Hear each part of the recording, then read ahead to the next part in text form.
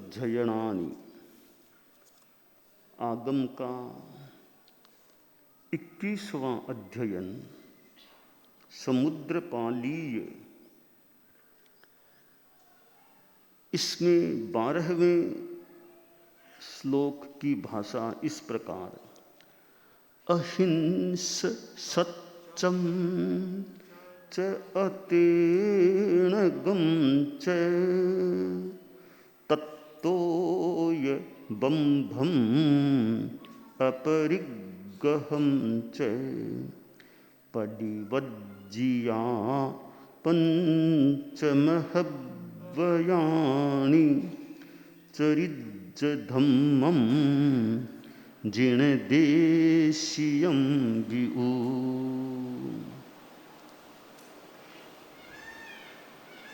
समुद्रपाल नाम का लड़का युवक जो भी समुद्र यात्रा के दौरान जन्म हुआ था, नाम समुद्रपाल। और एक दिन बैठा था अपने भवन में, गवाक्ष में से देख रहा था और देखा एक आदमी लाल कपड़े पहने हुए और उसको कहीं ले जाया जा रहा है। समझते देर न लगी कि इसका वध करने के लिए इसको वध भूमि में ले जाया जा रहा है। दंड संहिता की अपनी अपनी व्यवस्था हो सकती है कि किस अपराध पर किस प्रकार का दंड दिया जाए।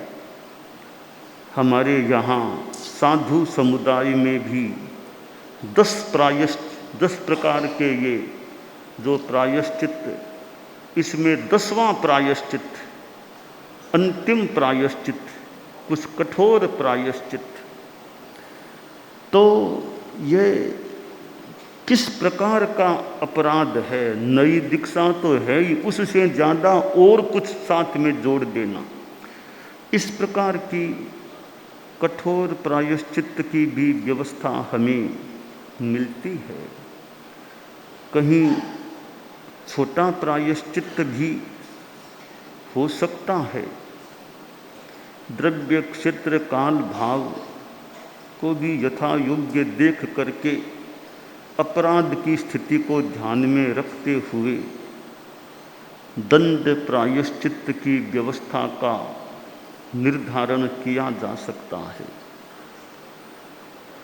तो साधु संस्था में भी प्रायश्चित की व्यवस्था है और राष्ट्र में, दुनिया में, लोकतंत्र में भी दंड संहिता है। राजतंत्र में भी अपराध करने वाले के लिए दंड निर्धारित करने की बात।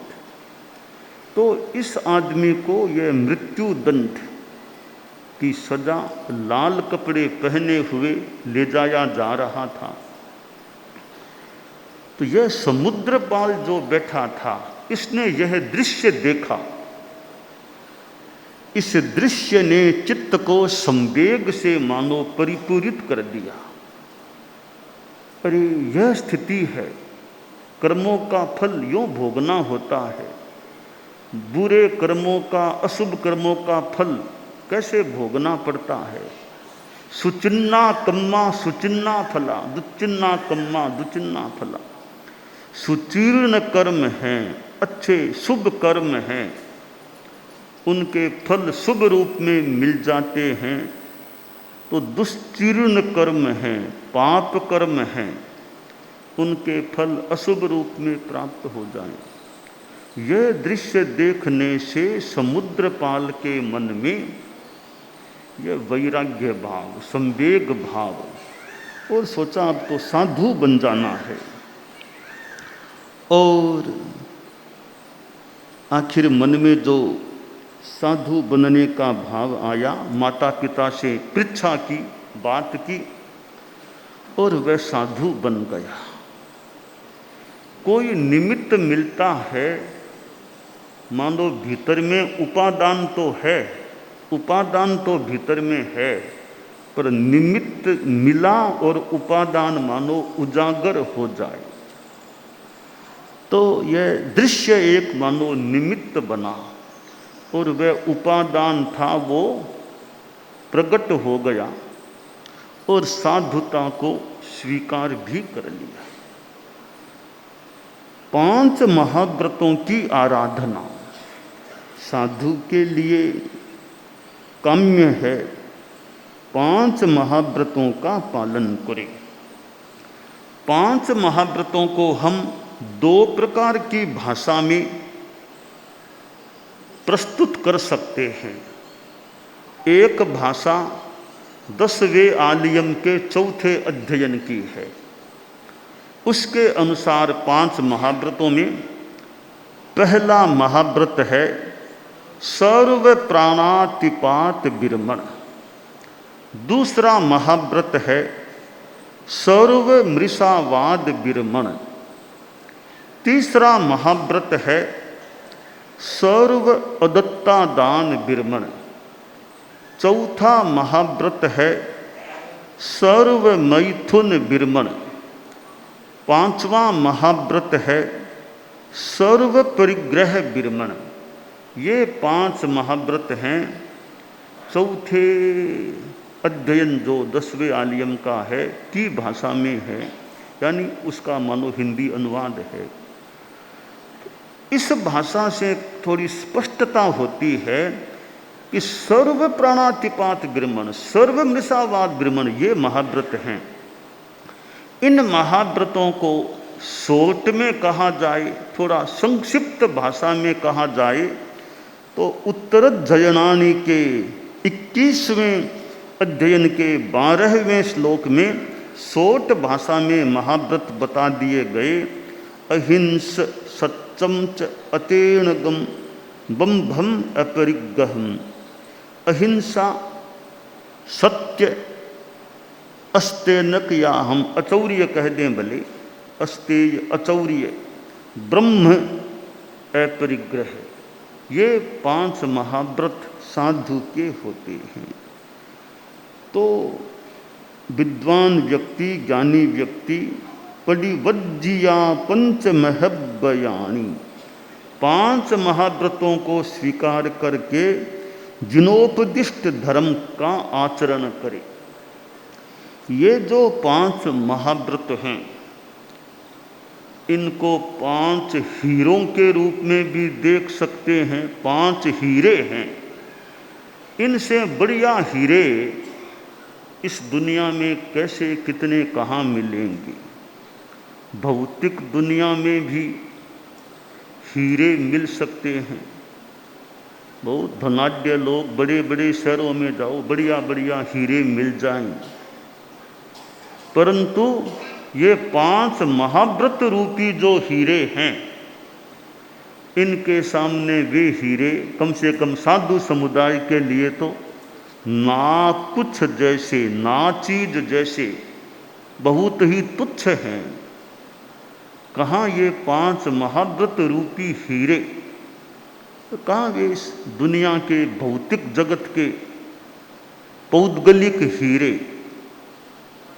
और वे हीरे यानी मोटा मोटी साधु के काम के नहीं। तो ये 5 महाव्रत इनको भले हीरे कह दें और यूं ये तो 5 मेरु पर्वत के समान। मुनि पंच महाव्रत आदरिया तजी धन कण कंचन मनु कंचन गिरिवर कर धरिया मति मंत मुनि सुकुलिनी श्रमणी गुरु शिक्षा धारिये पश्चिम रयणी उठ उठ अक्षर अक्षर संभारिए। परम पूज्य गुरुदेव तुलसी का वो गीत यह मतिमंत मुनि का कि ये 5 महाव्रत जो साधु ने स्वीकार किए हैं, तो कंचन गिरिवर कर धरिया, मानो मेरू पर्वतों को, मेरू को हाथ में ले लिया। कितना भार है, 5 महाव्रतों का कितना बड़ा भार होता है। इस भार का वहन करने वाले वंदनीय बन जाते हैं, चारित्रात्मा होते हैं और वे वंदनीय बन जाते हैं।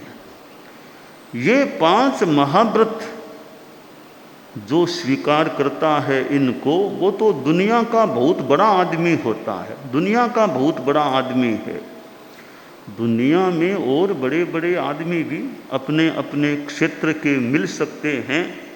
कोई राजनीति में बड़ा आदमी है, कोई उद्योग जगत में बड़ा आदमी है, बड़ा आदमी हो सकता है। परंतु हम इस धर्म जगत को देखें तो भी साधु बहुत बड़ा आदमी है। धनाढ्य लोग हैं, वे भी साधु के सामने प्रणत हो जाते हैं। राजनीति के बड़े लोग भी एक साधु के सामने मस्तक झुका लेते हैं। जिनमें स्वाभिमान हो सकता है, अपने क्षेत्र के शक्तिशाली हो सकते हैं, पर संत के सामने ऐसे सत्ताधीश भी मस्तक को झुकाने वाले झुका लेते हैं। तो इसका मतलब साधु कोई बड़ा आदमी है, तब इतने सत्ताधीश, धनाढ्य, उद्योगपति ऐसे लोग भी साधु के सामने मस्तक प्रणत कर लेते हैं। तो यह कितनी बड़ी साधना है, 5 महाव्रतों की साधना। हम महाव्रतों पर ध्यान दें तो थोड़ा इस पर विश्लेषण करने का मैं प्रयास करूं। तो महाव्रतों का जो हमारी परंपरा में जो पालन की स्थिति है, व्यवस्था है, 5 महाव्रतों में थोड़ी थोड़ी स्वरूपगत थोड़ी सी कहीं कहीं भिन्नता भी लगती है। इस भिन्नता के आधार पर अहिंसा महाव्रत और अपरिग्रह महाव्रत ये थोड़े एक कोटि के लगते हैं, प्रतीत हो रहे हैं। और सत्य, अचौर्य, ब्रह्मचर्य ये 3 थोड़े से अलग कोटि के प्रतीत हो रहे हैं। अलग कोटि कैसे, इस पर जरा सा बताना चाहता हूँ। हम अहिंसा महाव्रत को देखें, है तो अहिंसा महाव्रत 3 कर्ण 3 योग से सर्व प्राणातिपात ब्रह्मण सुहुमंगवा वायुरंगवा तसंगवा थावरंगवा नेव संयंग पाणी अय वायुजान, जो 3 कर्ण 3 योग से सर्व प्राणातिपात ब्रह्मण की बात है। परंतु हम यह भी देखते हैं कि साधु से भी हिंसा होती तो है। वर्षा में पंचमी समिति के लिए जाना होता है, ठिकाने में है, वर्षा आ रही है, अब पंचमी समिति के लिए जाना है कि माथा ढक लो जाओ, वर्षा लगेगी तो लगेगी। तो अपकाय के जीव शरीर के संस्पृष्ट होते हैं, उनकी हिंसा भी हो जाए तो साधु तो जानबूझकर बाहर जा रहा है, आ रहा है, तो क्या यहाँ एक हिंसा किसी रूप में हुई या नहीं? साधु नौका विहार करे या नदी को पैरों से चलकर पार करे, क्या वहाँ जीव हिंसा नहीं होती है क्या? ऐसे कई प्रसंग हैं। और तो क्या, हमारे यहाँ वो परंपरा रही ताला नहीं खोलना, कि ताला नहीं खोलना है, अभी भी हमारी परंपरा सामने। पर निर्ग्रंथी के लिए ताला खोलने की भी कुछ छूट है, निर्ग्रंथी के लिए ताला भी खोला जा सकता है। तो साधु के लिए यूँ नहीं खोलना, निर्ग्रंथी के लिए खोला जा सके। साधुपना अलग अलग थोड़ा ही है दोनों का, साधुपना तो एक ही है। फिर भी कि निर्ग्रंथी के लिए ताला खोलने की भी छूट है, थोड़ी बहुत हिंसा साधु को नहीं खोलना, अपने निर्ग्रंथि के लिए ज़रूरत है तो खोला जा सकता है। या भी किसी रूप में यत्किंचित हिंसा का प्रसंग हो तो वो भी तो स्वीकार हो रहा है। अच्छाया में साधु जा रहा है, रात्रि में प्रतिष्ठापन के लिए मानो अच्छाया में जाना, तो क्या वहाँ भी तो कोई अपकाई की कहीं संस्पर्शन हो जाए तो हिंसा नहीं हो सकती है क्या?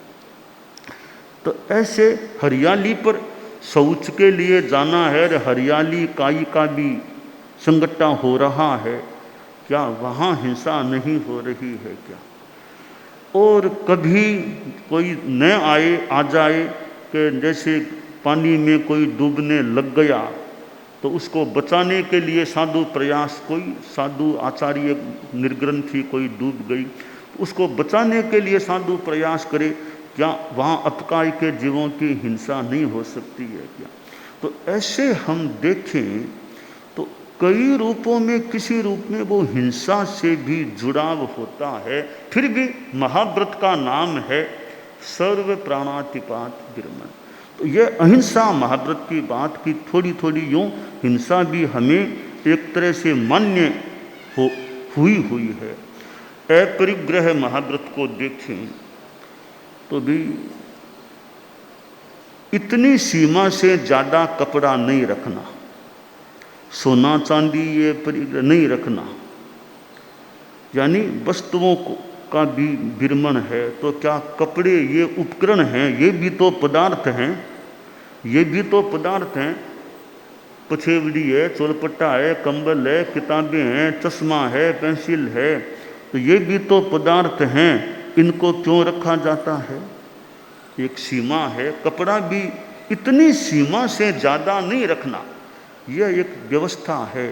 तो कुछ सीमा में तो पदार्थ रखे ही जा रहे हैं, तो क्या वो पदार्थ नहीं है क्या? 100 हाथ से ज़्यादा, 59 हाथ से ज़्यादा कपड़ा रखे तो मर्यादा का अतिक्रमण है। उसके अंदर रखें, इतनी सीमा से ज़्यादा रखना अगर परिग्रह या अतिक्रमण है तो सीमा के अंदर वाला है वो कैसे रखा जा रहा है? यह अपरिग्रह की भी हमारी एक व्यवस्था है। तो अहिंसा और अपरिग्रह ये 2 महाव्रत हैं। इनमें तो बाह्य रूप में कह दें, द्रव्य रूप में कह दें, कुछ स्वीकृति भी है, पर सामान्यतया सत्य, अचौर्य, ब्रह्मचर्य है। इनमें मोटा मोटी ऐसा नहीं इतनी सीमा तक तो भले बोल दो, इतनी सीमा तक चोरी कर लो, ऐसा नहीं। ये थोड़े से अलग टाइप के हैं। तो अहिंसा और अपरिग्रह महाव्रत है, वहाँ हम ये द्रव्य और भाव इन दोनों के आलोक में देखें कि द्रव्य हिंसा और भाव हिंसा, द्रव्य परिग्रह, भाव परिग्रह। तो यह जैसे शौच के लिए गए, वर्षा में गए, जीव हिंसा हो गई, नौका में जीव हिंसा हो गई मान लो, तो हम इनको एक द्रव्य हिंसा के रूप में देख सकते हैं। साधु गोचरी के लिए गया, हमारी परंपरा में यह बात भगवती सूत्र में जो एक बात आती है कि अपतर बहुतर, अपतर अल्पतर पाप बहुतर निर्जरा का जो एक पाठ आता है भगवती के 8वें शतक में, यह एक प्रसंग आता है। हमारे परम पूजनीय आचार्यों ने जो इसका अर्थ फरमाया है, बताया है कि साधु मानो पानी लाने के लिए गया है। घर में गया, पूछा भाई पानी? हाँ बस पक्का पानी है, पक्का किया हुआ पानी है, ले आओ। साधु ने पानी ले लिया, लेके आ गया है, गृहस्थ ने बहराया है। बाद में पता चला कि श्रावक ने जो पक्का पानी बना के रखा था, श्रावक तो बाजार चला गया, पीछे से नौकर आया, उसको पानी चाहिए था, वो पानी उसने व्रत लिया, दूसरा कच्चा पानी उसमें डाल दिया। न तो श्रावक को पता कि कच्चा पानी है, न साधु को पता। साधु को तो जैसा कहा, साधु ने वो पानी ले लिया और श्रावक ने बहरा दिया।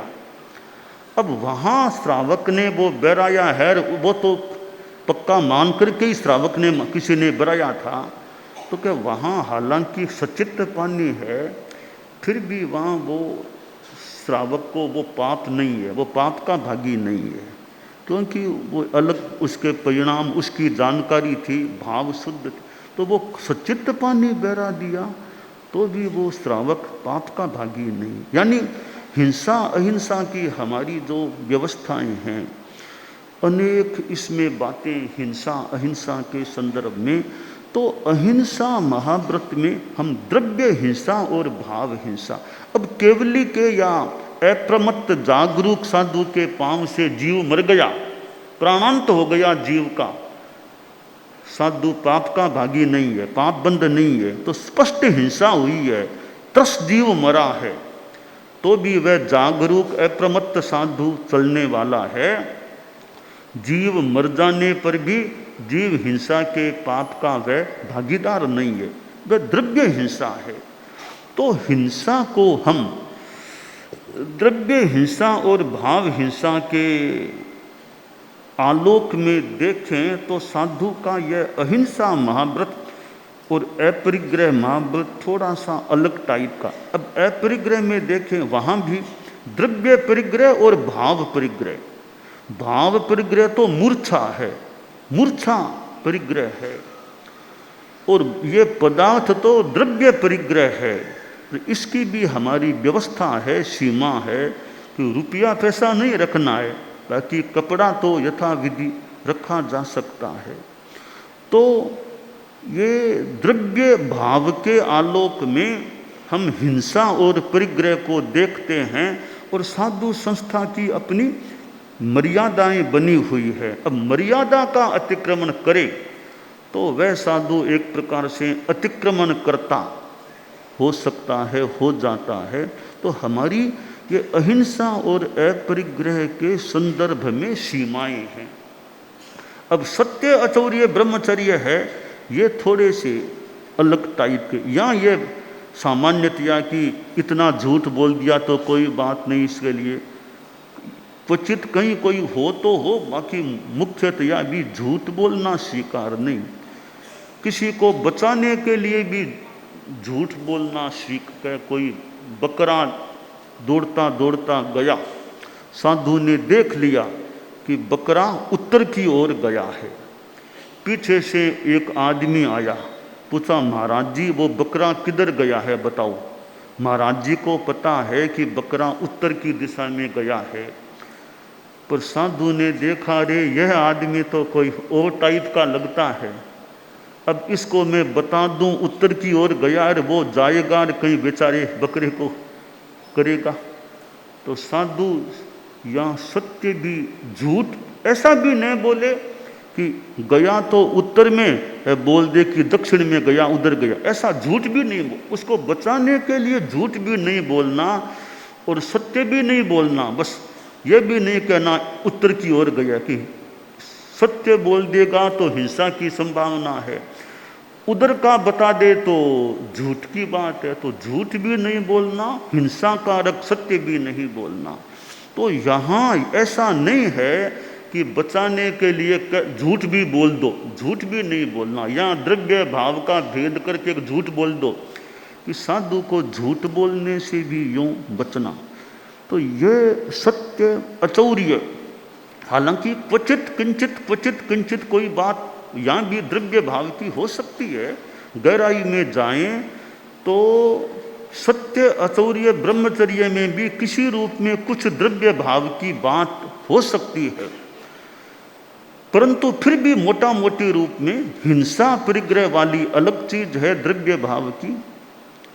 झूठ चोरी मैथुन इनमें यूँ लगभग प्रायः यूँ द्रव्य भाव का भेद करके कोई आचरण सामान्यतया सम्मत नहीं प्रतीत हो रहा है। तो मूर्छा परिग्रह है, मुच्छा परिग्रहो बुत्तो, कि साधु उपकरण रखते हैं, कपड़े पहनते हैं, कि भी ठीक है, यह हमारी व्यवस्था है, मर्यादा है, श्वेतांबर आगमों की व्यवस्था है, हमें कपड़े रखना कल्पनीय है, कल्पता है। और पूर्ण कोई कहे नहीं ये भी सारा परिग्रह, ये भी सारा परिग्रह, मान लो पदार्थ तो हैं, पर इस प्रकार के परिग्रह से तो बचना, बचाव होना भी मुश्किल है। कोई कह दे कपड़ा तो परिग्रह नहीं कलपता, ठीक है, अच्छी साधना है कपड़ा नहीं रखना, पर पदार्थ है तो रखे भी जाते हैं। कोई कपड़ा रहित जैन साधु है, कभी पदार्थ मान लो परिग्रह हैं, भी चश्मा रखना परिग्रह है या नहीं? कोई कमंडलू रखना, कमंडलू परिग्रह है या नहीं? मोर पिछी कुछ रखे, वो परिग्रह है या नहीं? तो वो भी तो पदार्थ हैं। चश्मा रखा जा सकता है, किताबें रखी जा सकती हैं, मोर पिछी रखी जा सकती है, कमंडलू रखा जा सकता है, पानी काम में लिया जा रहा है, तो किसी रूप में फिर वो भी तो पदार्थ ही हैं। फिर भी ठीक है, जितना संयम करे हम अच्छा माने, जितना कोई संयम करे अच्छा है। बाकी अपनी अपनी परंपराएं हैं, व्यवस्थाएं हैं, जो जिस परंपरा में रह रहा है उस परंपरा का भी यथा योग्य अपना ध्यान देना अपेक्षित हो सकता है। तो ये हमारे 5 महाव्रत हैं, तो इनकी साधना, इनकी आराधना, 5 महाव्रतों की आराधना, तो हमारी परंपरा में ये वस्त्र रखना भी सम्मत है। तो हमारी परंपरा में यूँ शौच के लिए वर्षा में जाना भी सम्मत है। बिहार में भी यात्रा के दौरान वर्षा आ गई, तो बिहार में वर्षा आ रही है तो भी आगे बढ़ा जा सकता है। तो ये अपनी अपनी स्वीकृतियां हैं, व्यवस्थाएं हैं, सीमाएं हैं, मर्यादाएं हैं। तो साधु अपने महाव्रतों का पालन करे। 5 महाव्रतों की 25 भावनाएं भी है। 5 महाव्रतों की 25 भावना, और हमारा जो प्रतिक्रमण है उसमें भी कुछ भावनाएं, अतिचारों में बीच में भावनाएं दी हुई हैं। तो इनका हम यथा योग्य ध्यान रखते हुए और महाव्रतों की आराधना के प्रति जागरूक रहें। तो ये पदार्थ आदि हैं वो हमारी सीमा जितनी है, बाकी अनावश्यक तो पदार्थ क्यों रखने चाहिए? अनावश्यक संग्रह से बचें तो अच्छा है, हिंसा से भी बचाव हो और पदार्थ भी कम रहे, अल्पोपधि आदमी रहे। अल्पोपधि अपो वही कलह विवज्जनाय विहार चर्या इषिणम पसत्था। तो अल्पोपधि, हम चारित्रात्माएं इस अल्पोपधि की बात पर भी अगर थोड़ा ध्यान दें, चिंतन करें कि यह अल्पोपधि की जगह कहीं हम ज़्यादा उपधि वाले न बन जाएं। ज़्यादा उपधि वाले कि एक साधु के पास पुट्ठे कितने हैं, कितने कार्टून हैं, कितने थैले हैं, कहाँ कहाँ सामान भुलाया हुआ है, और अप्रातिहार्य उपकरण भी कितनी सीमा में हैं, कितने वो कि भी अनावश्यक को हटाओ। सामान्यतया एक सूत्र बन जाए कि अल्पोपधि, और उसका एक सह सूत्र बन जाए अनावश्यक को हटाओ, अनावश्यक को हटाओ, अनावश्यक हटाओ, मिनिमाइज करो, अल्पीकरण करो। तो हम चारित्रात्माएं ये उपकरण जो अनावश्यक हैं उनका क्यों संग्रह रखें कि कोई अपना अपना खुद देख ले, स्वयं स्वयं का प्रतिलेखन कर ले। इतने योगक्षेम वर्ष में अभी साधु साधु समणिया भी है, वे भी तो हमारी इस पथ पर हैं, मान लो अध्यात्म के पथ पर हैं। तो स्वयं स्वयं का प्रतिलेखन अगर करे कि मेरे पास अनावश्यक चीजें तो कोई नहीं है, ना है तो क्या क्या है।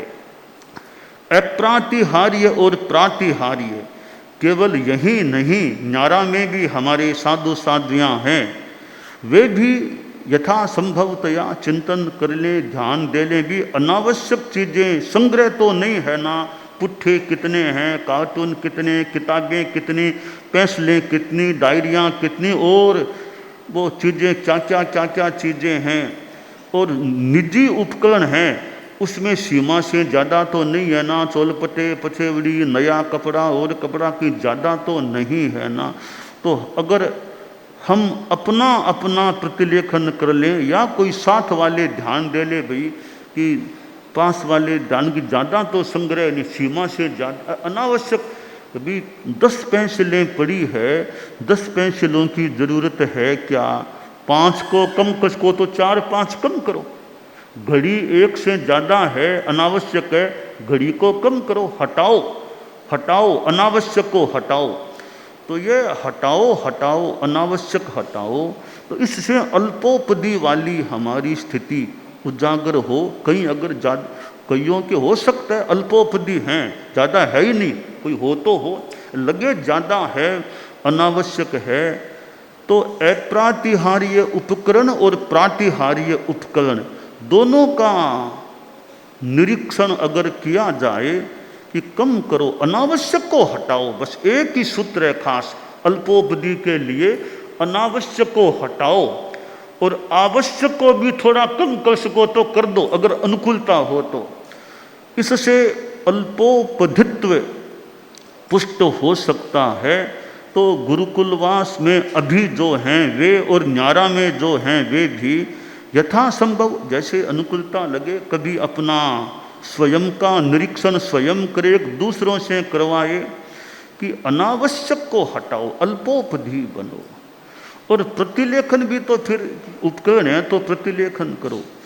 आलमारियां है, आलमारियों में मान लो उपकरण रखे हुए हैं, महीने में एक बार तो आलमारी से सामान बाहर निकाल करके आलमारी का भी अच्छा प्रतिलेखन हो जाए, सामान को भी अच्छी तरह देख लें।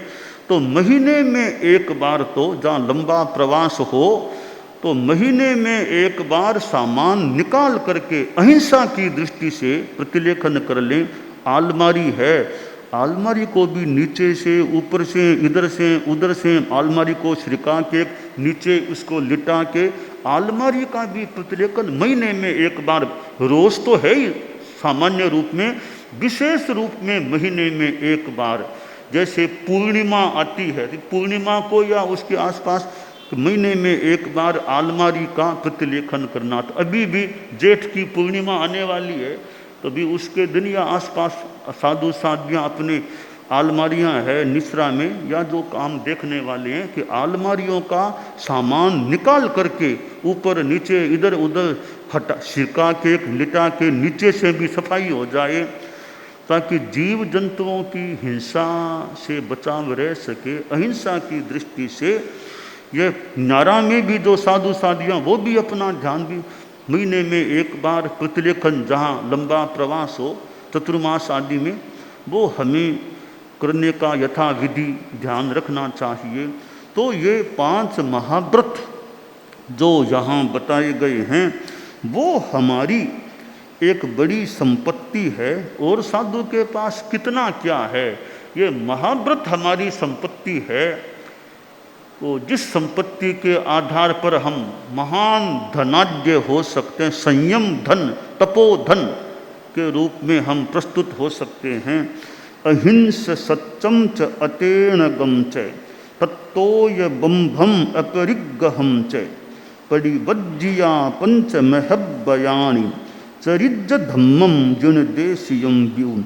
गृहस्थ हैं वे भी मान लो महाव्रतों का पालन न भी कर सकें तो 5 अनुव्रतों का पालन करें। अहिंसा अनुव्रत, सत्य अनुव्रत, यों अनुव्रतों का पालन करें, यथासंभवतया प्रयास करें। तो बड़े व्रत महाव्रत, छोटे व्रत हैं वो अनुव्रत हैं, तो बड़े व्रतों को न ले सकें तो छोटे व्रतों को ग्रहण करके उनका पालन करने का प्रयास करना चाहिए।